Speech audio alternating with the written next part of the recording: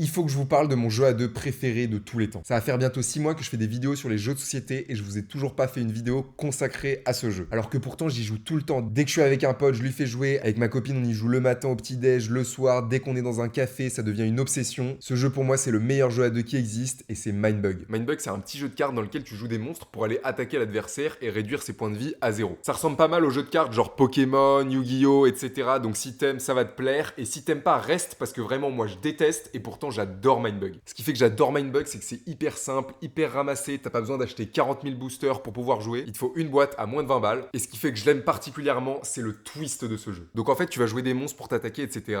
Sauf qu'à un moment, si ton adversaire joue une carte trop forte, tu peux décider de lui voler et de la jouer à sa place. Et ça, c'est trop fort. Tu peux le faire que 2 fois dans la partie, donc il faut bien choisir quand tu le fais. Mais ça vient changer toute la dynamique du jeu. Parce qu'en fait, dès que t'as une carte forte dans ta main, et bah tu veux pas la jouer parce qu'il y a un risque que ton adversaire la prenne. Donc c'est des dilemmes tout le temps, mais ce qui est hyper bien, c'est vu que cette mécanique, elle vient équilibrer le jeu entre les deux joueurs, toutes les cartes sont hyper OP, elles ont des pouvoirs dans tous les sens, mais c'est en même temps un avantage et en même temps une faiblesse parce que tu peux te la faire voler. Donc à chaque fois que tu fais une game, tu utilises une toute petite partie des cartes de Mindbug et du coup tu peux rejouer parce que tu auras jamais les mêmes combinaisons. Moi j'ai fait des centaines de parties et à chaque fois je découvre des nouveaux combos, des nouveaux trucs qui peuvent se passer et c'est magique. Donc déjà avec une boîte, t'as de quoi faire, mais il y a 5 boîtes en plus qui viennent à chaque fois rajouter des nouvelles mécaniques, des nouvelles cartes, tout est combinable, bref c'est infini. Dites-moi dans les commentaires si ça vous intéresse que je vous fasse une petite review de chaque boîte et le classement de celles que je préfère. Bref, si tu veux un jeu à deux que tu peux jouer jusqu'à l'infini sans jamais te lasser, joue à Mindbug.